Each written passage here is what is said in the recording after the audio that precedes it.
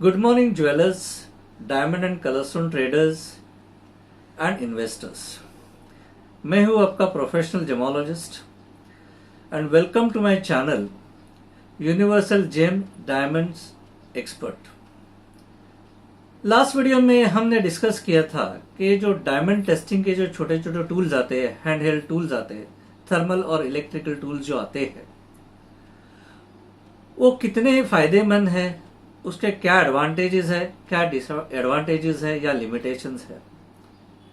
आज हम जो दूसरे जो जेमोलॉजिकल इंस्ट्रूमेंट्स यूज किए जाते हैं जेम आइडेंटिफिकेशन में, बेसिक या एडवांस, उनके बारे में जानने की कोशिश करेंगे कि उनके भी क्या लिमिटेशंस है, उनके भी क्या एडवांटेजेस है। और काफी बार ऐसे होता है कि एक जेमस्टोन्स का रिपोर्ट दूसरे लैब के रिपोर्ट से मैच नहीं होता है, या कभी कभी क्या होता है, आप जब डायमंड ग्रेडिंग करते हो, जब दो अलग अलग इंस्टीट्यूट्स में देते हो, रिकॉग्नाइज इंस्टीट्यूट की मैं बात कर रहा हूँ, छोटे मोटे इंस्टीट्यूट्स की नहीं बात करो, जब रिकॉग्नाइज दो अलग अलग इंस्टीट्यूट्स में देते हैं आप, तो शायद उसमें कलर और क्लैरिटी में थोड़ा सा फर्क आ जाता है। तो ये सब क्यों होता है, तो ये हम आज जानने की कोशिश करेंगे। अभी सवाल ये है कि अगर इंस्ट्रूमेंट्स में फर्क आता है या कभी कभी गलत रीडिंग्स आ जाते हैं, तो क्या इंस्ट्रूमेंट में कुछ फॉल्ट है? जी नहीं, मैं ये नहीं कहूंगा कि इंस्ट्रूमेंट में कोई फॉल्ट है।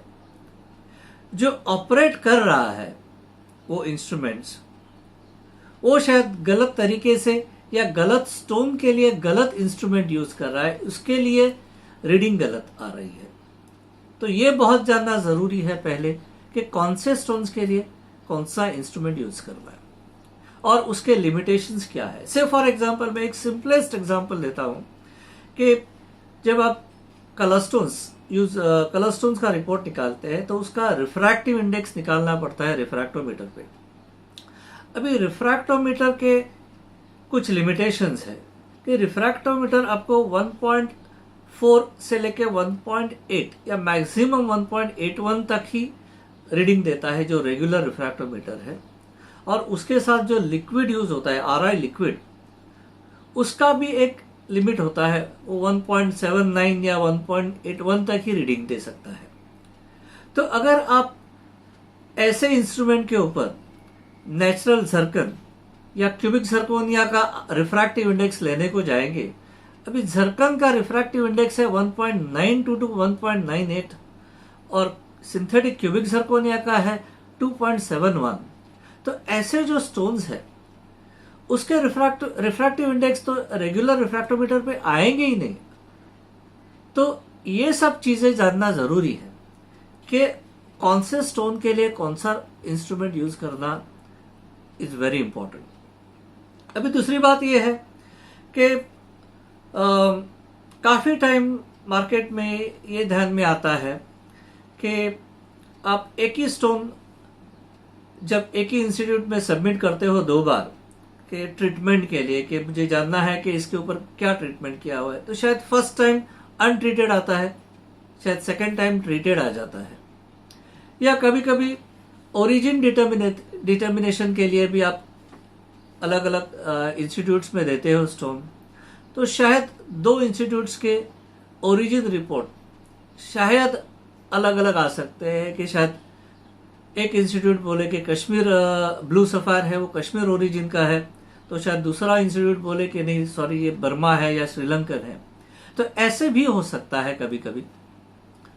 At the same time even आप डायमंड सर्टिफिकेशन के बारे में आप देखते हो कि काफी टाइम हमें ध्यान में आता है कि जब आप 2 अलग अलग इंस्टीट्यूट्स में जब आप डायमंड सबमिट करते हो डायमंड ग्रेडिंग के लिए, तो कलर या क्लैरिटी में या दोनों में 1 या 2 ग्रेड का फर्क आ जाता है।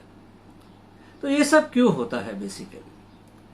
अभी पहले तो डायमंड से शुरुआत करते हैं कि ये जो कलर या क्लैरिटी में ये कभी कभी जो डिफरेंसेस आ जाते हैं वो क्यों आ जाते हैं। उसके लिए हमें एक चीज जाननी जरूरी है कि हर एक इंस्टीट्यूट का अपना एक अलग रेफरेंस, डायमंड ग्रेडिंग का एक अलग रेफरेंस बनाया हुआ है और वो एक दूसरे के रेफरेंस फॉलो नहीं करते हैं। तो ये एक रीज़न है कि कभी कभी कलर या क्लैरिटी या दोनों में क्यों फ़र्क आ सकता है। अभी अपने अपने ईगोज है, वो एक दूसरे के रेफरेंसेस फॉलो नहीं कर सकते हैं। सवाल ये है कि क्या डायमंड इंडस्ट्री में डायमंड ग्रेडिंग के लिए कोई स्टैंडर्ड अवेलेबल है, कोई पर्टिकुलर स्टैंडर्ड अवेलेबल है? तो उसका भी जवाब मैं ना ही में ही दूंगा कि ऐसा कोई स्टैंडर्ड इंडस्ट्री में अवेलेबल नहीं है। जो भी इंस्टीट्यूट्स बोलते हैं कि ये हमारा स्टैंडर्ड है, वो एक्चुअली उसको हम साइंस में या पीएचडी के लेवल पे उसको सिर्फ रेफरेंस ही बोला जाएगा। क्यों? क्योंकि रिसर्च लेवल पे क्या होता है, साइंस में रिसर्च लेवल पे क्या होता है कि आप स्टैंडर्ड कब क्रिएट करते हो? जब हजारों रेफरेंस आप पहले क्रिएट करते हो और उसमें वो हजारों रेफरेंस में से एक हाथ दो कॉम्बिनेशन करके जो आप फाइनल रिजल्ट्स बनाते हो, उसे फिर स्टैंडर्ड कहते हैं। तो ऐसे हिसाब से कोई स्टैंडर्ड डायमंड ग्रेडिंग इंडस्ट्री में आज तक बना नहीं है। सो जो भी अवेलेबल है वो सिर्फ रेफरेंसेस है एंड वो अपने अपने इंस्टीट्यूट्स के लिए ठीक है। दूसरी बात कलर स्टोन की। अभी काफ़ी टाइम ऐसे होता है कि जब आप मैंने ये इंडियन मार्केट में भी बहुत देखा है कि कलर स्टोन जब आप अच्छे अच्छे इंस्टीट्यूट में आप सबमिट करते हो तो शायद फर्स्ट टाइम अनट्रीटेड आता है, सेकंड टाइम ट्रीटेड आता है, या दो अलग अलग व्यक्ति जब सबमिट करते हैं तो शायद एक को ट्रीटेड आता है, दूसरे को अनट्रीटेड आता है। ये सब क्यों होता है? बेसिकली अभी होता क्या है कि ट्रीटमेंट्स है या ओरिजिन है, ये जो डिटर्मिनेशन होता है वो मोस्टली एडवांस इंस्ट्रूमेंट पे होता है और एडवांस इंस्ट्रूमेंट पे आपको कंटिन्यूसली अपडेट करना पड़ता है जो आपका डेटा है। अभी क्या है कि आप कोई भी इंस्ट्रूमेंट वापरो, इंस्ट्रूमेंट आपको कोई जवाब नहीं देती है। जो इंस्ट्रूमेंट में आपने डेटा फिल करके रखा है वो डेटा के साथ आपका सैंपल जो है वो मैच करने की कोशिश करती है मशीन, और आपको कुछ ग्राफ दे देती है। तो वो ग्राफ के ऊपर से आपको आइडेंटिफाई करना पड़ता है कि वो स्टोन क्या है, वो ट्रीटेड है कि नहीं, उसका ओरिजिन क्या है, मतलब वो कौन से माइन से है, एक्सेट्रा एक्सेट्रा। अभी ये जो डेटा आपने अगर सही फिल नहीं किया है या आपका डेटा बहुत कम है, क्या हो रहा है कि जैसे जैसे ये साइंस इंप्रूव हो रहा है आपकी जो इंस्ट्रूमेंट का डेटा है वो आपको कंटिन्यूसली अपडेट करना पड़ता है। तो कभी कभी क्या होता है ये अपडेशन में कि समझो 2 साल पहले एक हाथ स्टोन अनट्रीटेड करके सर्टिफिकेट गया है, वही स्टोन 2 साल के बाद वापस आता है। अभी वो क्या हो रहा है, वो नए डेटा के साथ मैच हो रहा है, तो शायद वहाँ पे वही स्टोन ट्रीटेड करके आने का चांसेस है।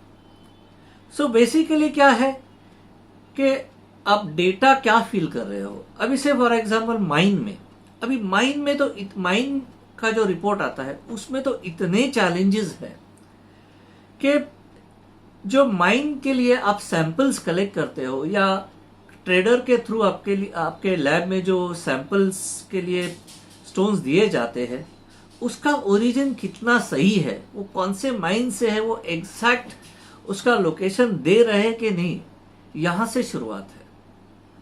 अगर आप तो इसके लिए ये जो डेटा फीडिंग है, एट द सेम टाइम मैं यहां तक बोलूंगा कि कोई भी इंस्टीट्यूट में जेमोलॉजिस्ट ने सिर्फ मशीन्स के ऊपर अपना मशीन जो ये देता है रिजल्ट, उसके ऊपर ही अपना ओपिनियन नहीं बनाना चाहिए। इनफैक्ट मशीन पे चेक करने के पहले जेमोलॉजिस्ट वो स्टोन को खुद 10x में और माइक्रोस्कोप में उसको ऑब्जर्व करना चाहिए, अपना खुद का ओपिनियन बनाना चाहिए और खुद का ओपिनियन बनाने के बाद ही उसको हाईटेक इंस्ट्रूमेंट में जो रामन इंस्ट्रूमेंट है या इंफ्रारेड स्पेक्ट्रोस्कोपी है या लिम्स है, ऐसे जो इंस्ट्रूमेंट, जो महंगे महंगे इंस्ट्रूमेंट्स है, उसके ऊपर बाद में चेक करना चाहिए और फिर देखना चाहिए कि उसका जो ओपिनियन है, खुद का जो ओपिनियन है और जो मशीन रिजल्ट दे रही है वो मैच कर रही कि नहीं, तो ही उसमें कुछ तथ्य रहेगा। सिर्फ मशीन के ऊपर डिपेंड करके आप रिजल्ट दोगे तो हर टाइम कुछ अलग रिजल्ट आ जाएगा। काफ़ी टाइम ऐसे हुआ है भी अच्छे इंस्टीट्यूट्स में। इसका कारण ही यही है कि आप बहुत ज़्यादा जब इंस्ट्रूमेंट के ऊपर डिपेंड रहते हो तो ये सब जब नया नया डेटा आ जाता है हर एक साल, तो उसके साथ मैच होने के कारण रिजल्ट में डिफरेंसेस आ सकते हैं। So it is very important कि जेमोलॉजिस्ट अपने ऊपर ज़्यादा कॉन्फिडेंस रखे। मशीन से ज़्यादा कॉन्फिडेंस उसको खुद पे होना चाहिए कि खुद में उसमें खुद का उसका उतना रिसर्च होना चाहिए, खुद को उसको इंटरेस्ट लेके काम करना चाहिए और जो भी नया स्टोन्स आए, जो भी हर रोज स्टोन्स आए, उसके ऊपर उसको रिसर्च करके अपना खुद का डेटाबेस क्रिएट करना बहुत ज़रूरी है। तो ही वो एक्यूरेट रिजल्ट दे पाएगा, तो ही वो एक्यूरेट सर्टिफिकेशन स्टोन का या रिपोर्ट दे पाएगा, perfect report. So these are basic reasons के इंस्ट्रूमेंट्स कभी कभी जो अलग अलग इंस्टीट्यूट्स के रिपोर्ट्स क्यों अलग अलग आते हैं, या कभी कभी सेम इंस्टीट्यूट पे ही आप 2 बार चेक करते हो अलग अलग टाइम पे, तो कभी कभी अलग अलग रिपोर्ट्स आ जाते हैं। तो कस्टमर्स को भी ये थोड़ा समझना चाहिए कि सडनली और रिएक्ट नहीं करना चाहिए, समझना चाहिए कि ऐसा क्यों हुआ। आप जेमोलॉजिस्ट के साथ बैठ के भी वो डिस्कस कर सकते हो कि फर्स्ट टाइम मुझे ट्रीटेड आया था, सेकेंड टाइम अनट्रीटेड कैसे आया, कैन यू एक्सप्लेन मी। तो अननेसेसरी रिएक्ट करके कोई मतलब नहीं है। आपको वहाँ के जेमोलॉजिस्ट के साथ बैठ के आपको रिजल्ट देना पड़ता है। अभी काफ़ी टाइम होता क्या है कि इवन हमारे यहाँ भी आते हैं, we are also consultant, we are also gem consultant. हम ज़वेरी बाज़ार में हमारी भी कंसल्टेंसी चलाते हैं। काफ़ी ट्रेडर्स आके हमें भी बताते हैं कि हम काफ़ी टाइम इंस्टीट्यूट्स में, बड़े बड़े इंस्टीट्यूट्स में स्टोन देते हैं, 15 दिन हो गए, 20 दिन हो गए, महीना हो गया, उनका रिजल्ट ही नहीं आता है, या उनके पास 2-3 बार हम पूछने जाते हैं तो कोई आंसर नहीं मिलता है। अल्टीमेटली काफ़ी टाइम ऐसे होता है कि स्टोन विदाउट रिपोर्ट ही वापस आ जाता है। लेकिन वही स्टोन जब हम आपके पास लेके आते हैं तो आप 5 मिनट में या 10 मिनट में ऑन द स्पॉट हमको एक्सप्लेनेशन दे देते हो स्टोन का। ऐसे कैसे हो सकता है कि वहाँ पे उनके पास इतनी महंगी महंगी इंस्ट्रूमेंट्स लेके बैठे हैं, लेकिन आप यहाँ पे आई ग्लास में देख के स्टोन का विवरण कर देते हो या माइक्रोस्कोप में देख के ही इसका विवरण कर देते हो। तो ऐसी चीज़ें कब हो सकती है? जब जेमोलॉजिस्ट एक प्रोफेशनल अप्रोच रखे कि छोटी मोटी चीज़ के लिए बड़े बड़े इंस्ट्रूमेंट्स यूज करने की ज़रूरत नहीं। जब आपके पास स्टोन आता है और डायरेक्टली आप हाईटेक इंस्ट्रूमेंट्स पे या एडवांस इंस्ट्रूमेंट्स पे जाते हो, आप आपका स्किल कम कर रहे हो। Skill is very important. कोई भी फील्ड में skill is very important. Without skill you can not survive. और स्किल कब आता है? जब आप छोटे छोटे इंस्ट्रूमेंट्स पे या छोटे छोटे तरीके से आप आपका खुद का नॉलेज बढ़ाते हो, आपका स्किल बढ़ाते हो, तो ही आप एक्सपर्ट कहलाते हो या तो ही आप प्रोफेशनल कहलाते हो। अदरवाइज आप एक एकेडमिक जेमोलॉजिस्ट बन के रह जाते हो। Totally you are dependent on instruments. Instrument क्या बोलता है बस वही मैं बोलूंगा। अरे लेकिन तेरा खुद का ओपिनियन क्या है? आपका खुद का ओपिनियन क्या है वो भी तो देखना जरूरी है। मैं एक आपको एग्जाम्पल देता हूँ। कुछ वीक्स पहले मेरे यहाँ कंसल्टिंग के लिए 2-3 स्टोन्स आए थे। इनफैक्ट 3 स्टोन्स आए थे। एक ग्रीन कलर का था, एक ऑरेंज कलर का था और एक ऑरेंज ब्राउन कलर का था। मैंने जब उनको देखा पहले तो मैं कभी भी कोई भी स्टोन पहले आई ग्लास मार के देखता हूँ, मेरा खुद का ओपिनियन मैं क्रिएट करता हूँ, फिर मैं इंस्ट्रूमेंट्स पे जाता हूँ। मैंने जब आई ग्लास मारा तो मुझे लगा कि शायद ये ग्रीन सफायर या ऑरेंज सफायर या शायद स्पिनल हो। जब मैंने रिफ्रैक्टिव इंडेक्स लिया उसका स्टोन का, तो जो रिफ्रैक्टिव इंडेक्स जो आए वो अराउंड 1.765, 1.77, 1.775 ये रेंज में आए, लेकिन it was a singly refracting stone, मतलब एक ही रिफ्रैक्टिव इंडेक्स आ रहे थे तीन ही स्टोन के। इसका मतलब क्या कि स्टोन डीआर नहीं है, सिंगली रिफ्रैक्टिव है, तो सफायर्स आर आउट। तो अभी पॉसिबिलिटी ये रेंज में 1.76, 1.77 ये रेंज में स्पिनल तो आता नहीं है, रेगुलर स्पिनल तो आते नहीं है, तो spinel is also out. What is remaining was a garnet. अभी जो कलर था, जो ग्रीन कलर था, वो मेटामिक झरकन जैसा था, मतलब थोड़ा ब्लैकिश ग्रीन जो आता है। अगर आप ग्रीन गार्नेट देखो ये रेंज में, या वो ज़ैवोराइट गार्नेट करके आते हैं जो केनिया या टांजानिया से आते हैं, लेकिन उनका रिफ्रैक्टिव इंडेक्स थोड़ा कम रहता है, 1.735, 1.74, चलो मैक्सिमम 1.755 या 76 तक। लेकिन ये जो तीन स्टोन थे इनका आरआई थोड़ा सा ऊपर था, तो वो हिसाब से मैं ज़ैवोराइट गार्नेट के बारे में भी सोच नहीं रहा था। तो मैंने वो जो ट्रेडर आए थे उनको बोला मुझे 1-2 दिन दे दो, हम बैठ के डिस्कस करेंगे ये स्टोन, क्योंकि ये स्टोन मेरे पास पहले आए नहीं है कभी भी। तो मैं भी ये स्टोन्स के बारे में उत्सुक है जानने के लिए ये स्टोन क्या है, और आपके साथ जरूर डिस्कस करूंगा, क्योंकि उसको लग रहा था कि ये स्टोन अलेक्जेंड्राइट्स है, लेकिन आरआई के हिसाब से तो और स्पेसिफिक ग्रेविटी के हिसाब से वो तो अलेक्जेंड्राइट हो ही नहीं सकते थे। फिर मैं थोड़ा I went into my research, I went through lot of research papers, और फिर मेरे ध्यान में आया कि ये जो तीन स्टोन्स थे ये रेयर जो गार्नेट्स आते हैं, जो ग्रॉसिलर एंड्राडाइट सीरीज के गार्नेट आते हैं, जो कि रेगुलरली आपको मार्केट में देखने को नहीं मिलते, ग्रैंडाइट करके, वो टाइप के वो डायमंड्स, वो टाइप के वो गार्नेट्स थे। और फिर जब मेरे ध्यान में आया ये, मैंने 2 दिन के बाद उनको बुलाया, उनके साथ डिस्कस किया, and believe me he was so satisfied कि आमने सामने बैठ के मैंने उनके साथ डिस्कस किया, उनको एक्सप्लेन किया कि ये अलेक्जेंड्राइट क्यों नहीं है और ये गार्नेट क्यों नहीं है, उनको रेफरेंस भी दिखाए मैंने। तो अगर इस तरह से अगर आप रिपोर्ट्स देते हो तो कस्टमर भी आपका काफी सेटिस्फाइड रहता है, and that is in fact the way to deal with the clients for consumer confidence.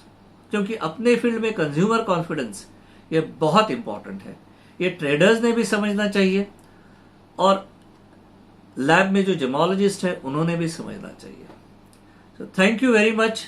I hope ये आपका ये जो आज का मेरा अपना जो वीडियो है वो आपको पसंद आया होगा। Please subscribe to my channel. ऐसे ही हम वीडियो बनाते रहेंगे अच्छे, और जो प्रॉब्लमेटिक सिचुएशंस है मार्केट में उसके बारे में हम वीडियो क्रिएट करते रहेंगे। इवन अगले वीडियो में हम जो ओरिजिन डिटर्मिनेशन, जो कलर स्टोन्स के जो ओरिजिन डिटर्मिनेशंस में क्या प्रॉब्लम्स आते हैं, या इवन बड़ी बड़ी इंस्टीट्यूट्स को भी क्या क्या प्रॉब्लम्स आते हैं, वो हम डिस्कस करेंगे। Thank you very much.